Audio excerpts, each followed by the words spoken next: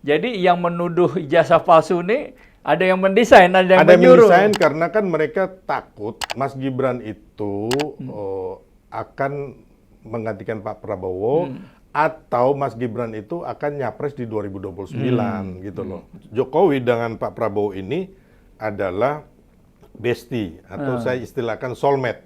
Dua orang yang saling jatuh cinta untuk membangun bangsanya menuju Indonesia Emas 2045. Sudahlah ya kan, kepada para tukang adu domba, kalian nggak akan berhasil. Ya kan, selain Pak Prabowo dan Mas Gibran ada kami-kami ini yang merekatkan terus. Jadi kami mau agar Prabowo Gibran sukses sehingga 2029, dan apabila Tuhan mengizinkan rakyat merestui akan kembali lagi satu periode di 2029 sampai 2034. Jadi Prabowo Gibran 2 periode.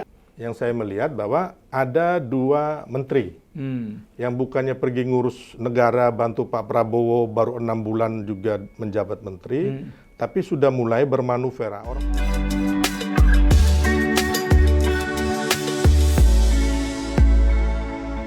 Memang juga berbahaya juga, Kang, karena masalah ijazah palsu aja.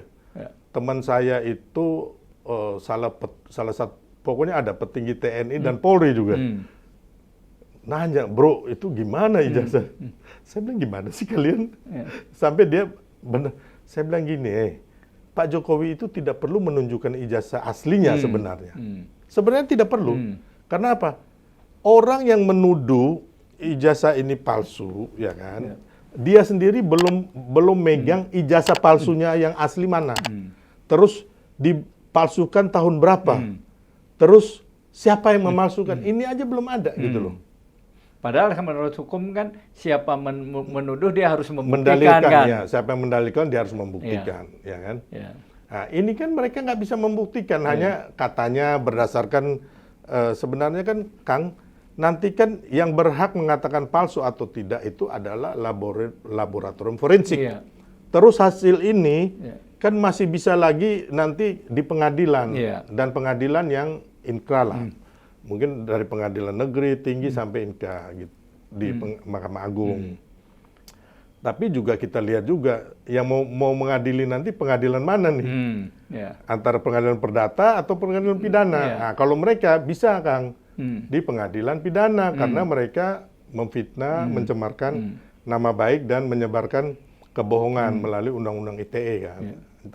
Jadi kalau saya melihat bahwa ketika pelaporan Pak Jokowi kemarin ke Polda, ini nggak ada obat, Mas, Kang. Ini saya yakin 100% semua masuk. Bukan karena hebatnya Pak Jokowi atau intervensi, tapi karena memang undang-undang kita mengharuskan orang-orang ini masuk karena mereka memfitnah, mencemarkan nama baik, menurunkan harkat dan martabat seseorang, terus mengedarkan kebohongan gitu loh. Jadi ini kalau menurut saya yang ini akan masuk gitu loh. Kan Abraham Samad, CS dan pihak mereka bilang ini Jokowi melakukan pembungkaman katanya kan. Pembungkaman, benar. Ekspresi ini gimana tanggapannya? Ya, terus ada satu lagi siapa kemarin di TV juga dia bilang masa presiden ini melaporkan rakyatnya. Jadi saya bilang begini, ini kan Pak Jokowi sudah rakyat biasa. Terus kan beliau ini yang ditantang oleh mereka tiap hari gitu loh. Kan sekarang kan berarti Pak Jokowi menerima tantangan mereka. Ya janganlah, ya kan karena Pak Jokowi juga selain dirinya sendiri sudah dipermalukan, itu ada keluarganya juga loh, Kang. Terus tetangganya, Pak Jokowi itu nggak enak sama tetangganya waktu digerebek. Ingat loh, Kang. Ini orang digerebek rumahnya mantan Presiden Republik Indonesia nggak? Wah, ini manusia-manusia benar-benar yang sangat menurut saya sih kurang ajar. Yang menggerebek bukan aparat hukum kan? Rakyatnya sendiri. Di mana hati nuraninya gitu loh. Jadi ini kan memang ya sudah kita ikutin aja, jangan juga jadi nanti playing victim. Ya kan, terus ada kita punya saudara Pak Petrus Celestino minta agar Kapolri nggak melanjutkan ini. Gimana sih gitu loh. Ya kan? Kan semua warga negara berhak mengadukan permasalahan apabila mendapat ketidakadilan hukum gitu loh. Semua sama di mata hukum gitu loh. Ini kenapa ya kalau saya misalnya menuduh Bung Sil punya ijazah palsu, kan daripada gaduh, saya buktiin dong, ini loh ijazah Bung Sil yang palsu di tahun 1966 atau 2018 atau tahun berapa, ini loh buktinya saya punya. Jadi benar, ini kan dia nggak yang menuduh tidak bisa dia nggak punya buktinya. Nah, makanya saya bilang sama Roy Suryo, saya bilang Mas Roy, kan ada ketemu saya di beberapa kali pertemuan di TV. Saya bilang, Mas ini kan udah tua, ngapain sih? Saya bilang, besok ini masuk, ini nggak ada cerita. Dia gini, tapi abis itu, aku ternyata dapat info, memang dia ada yang nyuruh. Ada yang nyuruh, di belakang dia ada. Jadi yang menuduh ijazah palsu ini, ada yang mendesain, ada yang ada menyuruh. Ada yang mendesain karena kan mereka takut Mas Gibran itu akan menggantikan Pak Prabowo, atau Mas Gibran itu akan nyapres di 2029 gitu loh. Sedangkan mungkin mereka juga punya, ya kan. Nah, ini juga saya tadi bilang lagi, selain dari pihak yang kalah pilpres ini, kubu Anies sama kubunya si Ganjar, ada di kubu kita sendiri, Kang. Yang saya melihat bahwa ada 2 menteri yang bukannya pergi ngurus negara, bantu Pak Prabowo baru 6 bulan juga menjabat menteri, tapi sudah mulai bermanuver. Orang-orang ini yang disuruh mereka nih, ya kan, Roy Suryo dan Rocky Gerung lah, ya kan, untuk mendesain inilah. Makanya mereka selalu ribut karena ada backup dari yang kita juga gitu loh, dari menteri 2 menteri dari partainya warna biru dua-duanya. Karena itu sangat ambisius sekali gitu loh. Hanya maksud saya, ya kita sih tidak melarang ya, silakan aja. Tapi kan kalian kan baru diangkat jadi menteri. Ya, utamakan dong kerja dulu buat rakyat, ya kan. Setelah berapa tahun pasti rakyat akan mendukung gitu loh. Bukan belum apa-apa udah kayak kebelet gitu loh. Udah mau ejakulasi. Kebelet berkuasa gitu. Udah mau ejakulasi dini. Iya. Nah, jadi persoalan ijazah palsu ini tidak terlepas dari konstelasi politik itu ya, Bung Sil? Pasti kan nggak mungkin juga kalau nggak ada yang backup di belakang gitu loh. Anda yakin banget tuh ada yang backup ya? Ada lah, mereka kan ada. Akang kan tahu kira-kira Said Didu belakangnya siapa, ya kan? Terus kayak Rizik belakangnya siapa, kan? Kan Anies belakangnya siapa, Ganjar belakangnya siapa? Akang kan nggak mungkin nggak ngerti ya kayak gitu. Jadi itu kita tidak boleh melihatnya secara naif, cuman tuduhan gitu aja tapi ada keseluruhannya, ada konstelasi politik ya. Iya, bukan. Kita melihat kan, jadi ada motif yang harus kita lihat, terus ada ya motif itu termasuk latar belakang dan siapa di belakang itu, ya kan. Ya paling tidak kan ini kan kita bukan membunuh karakter orang menuduh sifatnya, menuduh rupanya, itu kan kita salah. Tapi ini kan kita melihat bahwa kenapa ini sesuatu bisa terjadi, ada latar belakang. Sampai saya tuh pernah mereka bilang, wah jangan dong menuduh begini-begini, ya kan. Saya bilang lah, kalian menuduh Mas Gibran itu narkoba, terus pelongo-pelongo Pak Jokowi, terus ijazah Mas Gibran juga sekarang dipertanyakan. Kalian boleh, kami ngomong latar belakang motif kalian, masa nggak boleh? Kan lucu. Makanya ini kan kita berhadapan dengan old kadrun sama neo kadrun, ya kan, kadrun lama sama kadrun baru kan. Jadi mereka itu bisanya menuduh balik kita, habis itu playing victim, gitu. Memang sifat-sifatnya udah begitu. Sebenarnya kan kalau saya melakukan satu tindakan atau tuduhan atau apapun, kemudian saya dihadapkan dengan hukum, kan hal biasa aja ya. Sebenarnya saya harus berani dong bertanggung jawab. Ketika saya dipersoalkan secara hukum, saya bilang, wah saya dikriminalisasi nih. Gitu. Nah itu, sekarang itu kan udah mulai begitu. Terus kemarin yang dipanggil, terus ada aja nggak dipanggil Polda Metro. Hampir semuanya kan nggak datang. Iya, yang panggilan pertama. Kemarin kan kalian menggebu-gebu sampai menggeruduk rumah orang. Gila. Rumah seorang presiden yang berhasil memerintah dengan begitu banyak capaian, kayak di Papua itu bagaimana bensin bisa satu harga, infrastruktur di NTT, di Maluku, di mana bandara semua, ya kan, jalan tol, semua keberhasilan ini, ya kan. pertumbuhan ekonomi kita yang masuk 10 besar dunia. Terus ini para kadrun-kadrun ini ya kan, yang merasa diri hanya mereka yang punya surga, pergi geruduk rumah seorang presiden gitu. Iya, iya. Jadi di mana hati nurani mereka gitu loh kan? Iya, iya, iya. Nah kalau di dalam hal pemalsuan tadi, tuduhan bahwa Jokowi memalsukan ijazah, kemudian Jokowi melaporkan sendiri, ya kan, karena mungkin udah merasa terhina dan sebagainya. Menurut Anda wajar aja ya tindakan Jokowi itu? Sangat wajar dan sangat baik. Makanya waktu itu kan saya yang waktu penggerudukan itu, sebelum awal penggerudukan, saya pikir udahlah ngapain sih ngurusin begini remeh-temeh. Tapi ketika sudah menyangkut kehormatan Pak Jokowi, keamanan Pak Jokowi dan keluarganya, mereka datang dari Jakarta, dari mana-mana, menggeruduk rumah Pak Jokowi di Solo. Kan kasihan, nggak enak. Saya minta Bapak, Pak, kalau Bapak nggak lapor, saya akan mundur dari hiruk pikuk. Ini saya mau pulang kampung jadi petani. Waduh, saya nggak enak, Mas Silver. Ya nggak enak apa? Kan Bapak tadi cerita, Bapak nggak enak sama keluarga, sama tetangga. Ya ini Bapak nggak usah nggak enak sama yang lain-lain, Pak. Emang mereka maki-maki Bapak, mereka nggak enak? Enggak, Pak, gitu loh. Mereka mendoain Bapak yang jelek-jelek gitu kan. Ini banyak-banyak teman-teman pendukung Prabowo Gibran dan Bapak dan masyarakat minta saya bicara bahwa Bapak harus lapor. Gitu.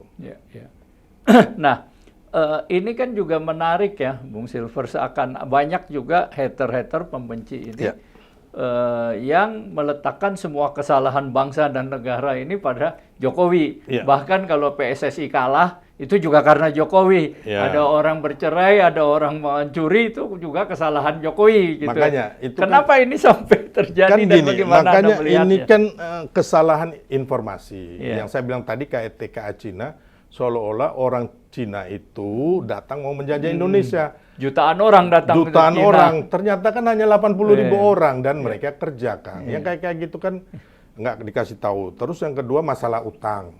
Dipikirnya Pak Jokowi ini ngambil utang banyak. Utang itu, Kang, ya kan. Ini biar masyarakat tahu bahwa utang kita itu aman apabila di bawah 60% dari rasio utang kita terhadap terhadap pendapatan negara kita, gitu loh. Jadi sekarang ini rasio utang kita terhadap PDB, ya produk domestik bruto itu hanya 40%, kan. Dan utang ini adalah, dan 40% ini kan belum 60% sesuai Undang-Undang Keuangan Negara. Betul. Dan utang kita ini disetujui oleh DPR. Bukan kemauan Presiden atau Menteri Keuangan. Dan kemarin kenapa utang kita agak besar? Karena waktu itu kita COVID. Pak Jokowi itu beli alat-alat COVID, termasuk swab, termasuk sampai imunisasi imunisasi. Nah, itu kan cukup banyak gitu loh. Tapi dan kita kalau bicara COVID kan salah satu negara yang sukses ya mengatasi sukses. Dan Pak Jokowi juga sudah membayar utang itu cukup banyak, Kang, gitu loh. Dan kalau kita mau melihat negara kita ini termasuk pengutang terkecil. Nah, ini yang nggak disadari orang. Nah, contohnya Thailand sama Malaysia, utangnya itu udah di atas 60% daripada PDB mereka. Ya, terus Singapura itu udah 100%. Amerika itu udah 150%. Jepang itu sudah 250% daripada produk domestik brutonya Jepang, Kang. Jadi kita ini termasuk yang kecil. Gitu loh. Nah, waktu Pak Jokowi juga inflasi kita juga terjaga dengan baik. Nah, kemarin di Pak Prabowo juga terjaga dengan baik, gitu loh. Jadi pembenci ini menurut salah Anda salah informasi atau mempunyai niat yang memang udah buruk atau jadi gini loh, yang nggak fairnya kita itu sebenarnya kan kita ini bangsa kesatria dan etika moralnya tinggi. Tapi sekarang ini ya kan orang bisa dengan seenaknya memaki orang. Ini sudah terlalu kebablasan reformasi kita. Orang seenaknya bisa berdemo, menghujat, atau dia hanya beli pulsa 20.000 terus maki-maki orang. Ya, Kang. Jadi saya nggak aneh, Kang. Begitu dipersoalkan, nangis-nangis minta Nangis-nangis. maaf. Ya, kita lihat ya, banyak anak-anak muda kita berprestasi. Contohnya ada anak SMA, SMP lah, bisa bikin alat pembuka durian. Ya kan? Harusnya kan bagus. Tapi ini dihujat, Kang. Atau anak-anak muda kita yang bisa bikin helikopter di desa-desa atau mobil listrik, ini pun dihujat. Jadi atau kemarin paus meninggal, mereka ngomong, oh itu teri meninggal, bukan paus. Terus sekarang ada ini yang kita mau laporkan lagi, teman-teman udah ngomong mau laporkan, ada Pak Jokowi dipakai gambar Tuhan Yesus ataupun paus. Nah, kayak kemarin mahasiswa ITB loh. Ya kan? Mahasiswi ITB yang menurut saya punya edukasi sangat educated, tapi bisa membuat gambar Pak Jokowi sama Pak Prabowo ciuman. Ini kan gila bangsa kita. Orang-orang terpelajar. Nah, makanya itu karena dasar kebencian atau dasar merasa yang paling hebat, paling benar. Dasar yang punya bahwa dia beragama, dia yang paling benar, gitu loh. Dia yang punya kunci surga. Itu kan. Nah, ini yang terjadi sekarang, degradasi moral di bangsa kita. Jadi tapi kalau saya melihatnya bahwa antara dunia media sosial dengan dunia nyata tuh memang sangat jauh berbeda, gitu loh. Karena kita melihat masih banyak kayak Prabowo Gibran, Pak Jokowi kemana-mana itu kan diulu-ulukan masyarakat, kan, gitu loh. Realitasnya ya. Gitu. Iya. Nah, saya ingin tadi kembali ke soal Anda mengusulkan Prabowo dengan Gibran. 2029, ya kan? Iya. Apakah Anda yakin gitu ya bahwa pasangan ini memang kuat? Tapi sebelum saya ke sana, saya ingin tahu ya Bung Sil, apa pandangan Prabowo terhadap Gibran itu setelah diguncingkan oleh masyarakat soal ini? Nggak ada masalah sih, sama seperti yang dulu. Orang yang meminang Mas Gibran ini Pak Prabowo, Kang. Dan dalam perjalanan Pak Mas Gibran tidak ada melakukan kesalahan apapun.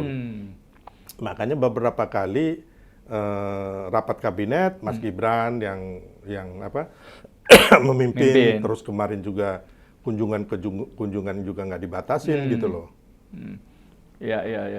Jadi sebenarnya Prabowo sama Gibran ya damai-damai aja, selaras aja, nggak ada persoalan. Sangat solid dan baik. Termasuk Pak Jokowi dengan Pak Prabowo ini adalah bestie atau saya istilahkan soulmate. Dua orang yang saling jatuh cinta untuk membangun bangsanya menuju Indonesia Emas 2045. Sudahlah ya kan, kepada para tukang adu domba, kalian nggak akan berhasil. Ya kan, selain Pak Prabowo dan Mas Gibran ada kami ini yang merekatkan terus. Jadi kami mau agar Prabowo Gibran sukses sehingga 2029, dan apabila Tuhan mengizinkan rakyat merestui akan kembali lagi satu periode di 2029 sampai 2034. Jadi Prabowo Gibran 2 periode atau 2 putaran. Gitu ya. Kalau Pak Jokowi sendiri, dia kan sadar dia mantan presiden, dia tidak mau cawe-cawe dari sepanjang interaksi Anda dengan Pak Jokowi. Memang nggak pernah. Ya? Jadi Pak Jokowi bilang, Mas, ini Kang. Ya kemarin di mobil juga saya itu pernah merasa nggak enak karena diintervensi. Jadi makanya saya nggak mau intervensi Pak Prabowo, baik pun Mas Gibran. Oh, dulu Pak Jokowi bilang dia juga nggak mau diintervensi dulu. Sekarang dia nggak mau juga mengintervensi orang. Waktu itu kan Pak Jokowi nanya ke saya waktu di rumahnya, Mas Silver, bagaimana dengan Mas Gibran? Sering ketemu. Saya bilang ya suka ketemu, saya bilang gitu. Ya udah, nanti yang tadi ngomong aja Mas Gibran, katanya gitu. Harusnya kan beliau bisa panggil, ada ajudan telepon Mas Gibran orang anaknya. Tapi aku disuruh jalan sendiri gitu loh. Untuk menemui Mas Gibran karena aku juga kenal dengan Mas Gibran kan gitu. Gitu ya iniannya ya. Dan Gibran juga sadar bahwa dia adalah wakil presiden gitu ya, tidak terlalu maju. Jadi ya makanya saya juga heran, ini orang-orang ngapain sih Mas Gibran gitu loh, kan ini pemain cadangan gitu loh. Kalau umpama diperintah oleh sopir baru kernet gantiin gitu loh.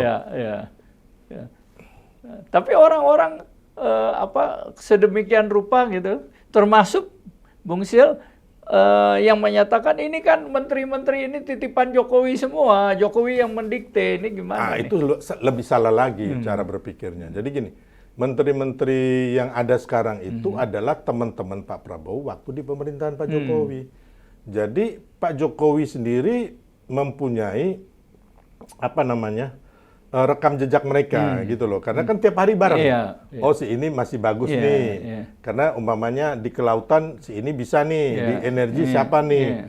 Ya tetap dipakai karena memang teman-temannya Pak Prabowo gitu loh. Bukan karena mantan anak buahnya Pak Jokowi, tidak gitu. Tapi ada juga, kan Pak Jokowi bilang dulu waktu awal-awal kan katanya Pak Jokowi ada nitip 5 nama.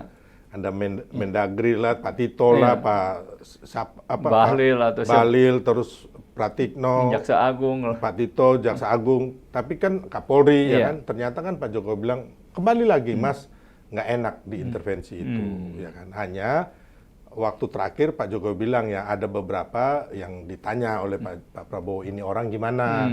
Ya Pak Jokowi ditanya begitu ya menjawab sesuai kapasitas beliau yang beliau tahu gitu loh. Gitu Kang.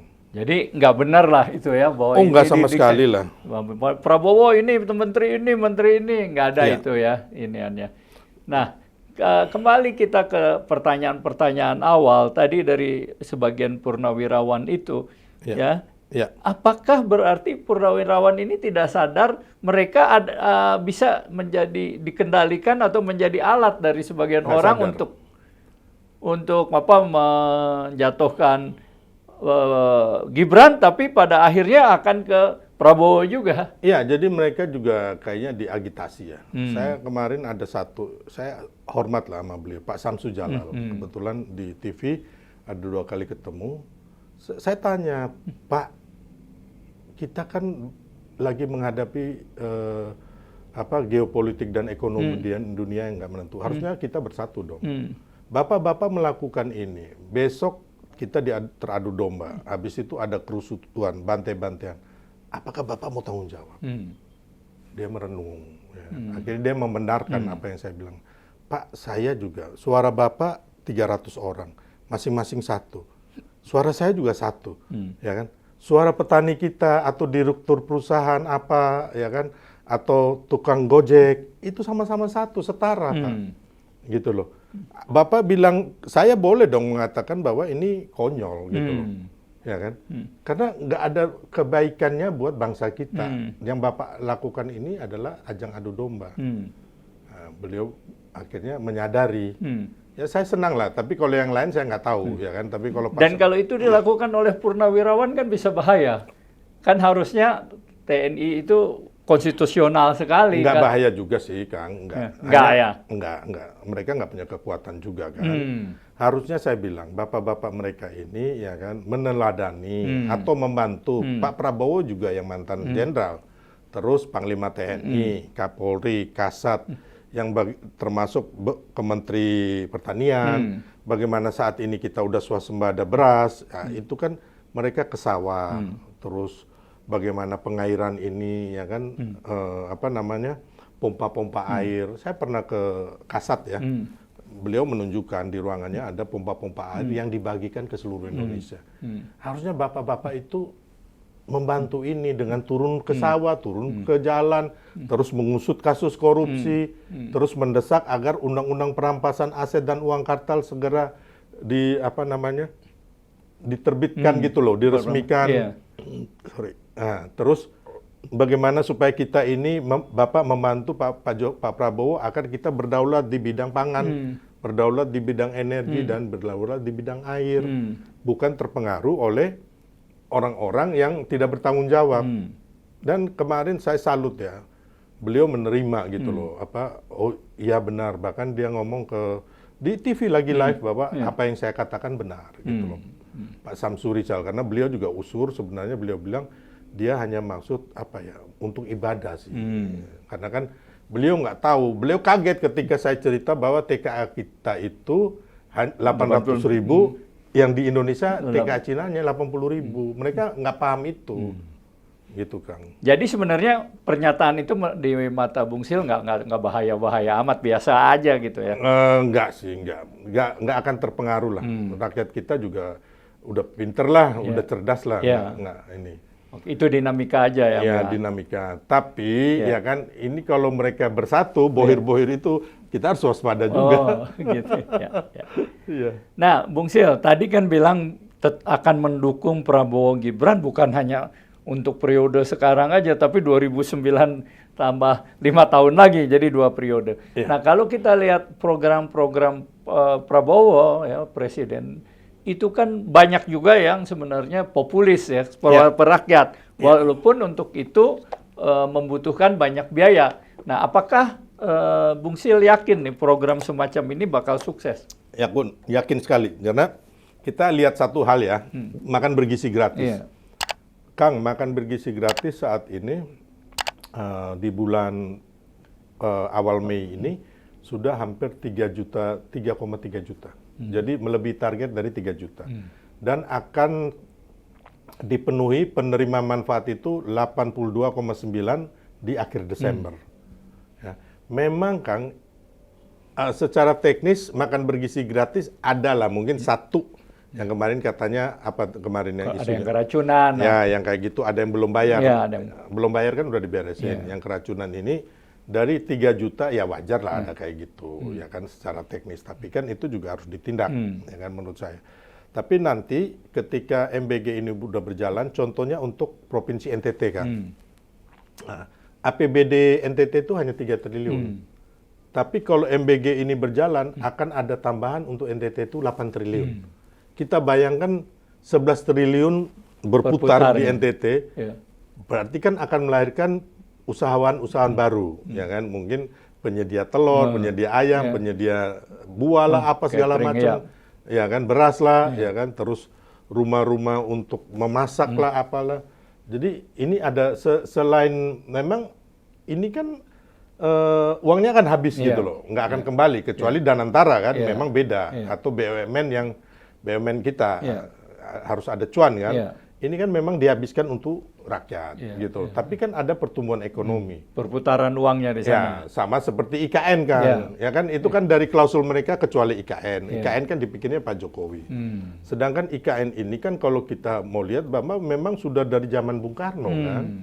Pak Jokowi ini kan mengeksekusi daripada pemikiran Bung Karno. Dan memang kalau kita lihat kerugian sekarang Jakarta ini atas kemacetan aja itu udah sampai 100 triliun per tahun. Belum lagi banjir. Terus sekarang kita mau ngomong, saya dulu ngurusin masalah Pulau-Pulau G waktu demo-demo zaman Anies Baswedan, saya ke sana. Itu memang udah ada kenaikan air laut. Per tahun itu 7 cm atau berapa. Makanya di sana itu kan kalau nggak ada tanggul di Muara Baru, Muara Angke, itu jebol banjir Jakarta Utara itu. Nah, dan kembali lagi perputaran uang kita di Jawa itu hampir 50% perputaran uangnya, Kang. Sekarang kan kita membangun bangsa ini kan bukan sekedar pertumbuhan ekonomi, tapi ada keadilan di situ. Makanya keadilan untuk orang-orang saudara-saudara kita yang di luar Jawa, gitu loh. Ada pemerataan juga. Ada pemerataan gitu. Jadi ini kan makanya ada banyak orang yang tidak melihat hal itu secara komprehensif. Mereka hanya melihat dari kacamatanya sendiri gitu loh, Kang. Itu jadi yakin banget ya Bung Sil dengan program kerakyatan Prabowo itu ya akan memajukan bangsa. Iya. Oke, kalau gitu mungkin nih kita udah dapat banyak sekali informasi dari Bung Sil. Yang terakhir ada closing statement-nya nggak apa? Ya, jadi melihat yang ada, jadi kepada kita sesama anak bangsa harus waspada. Jangan sampai kita diadu domba, diprovokasi oleh bangsa sendiri atau pihak luar.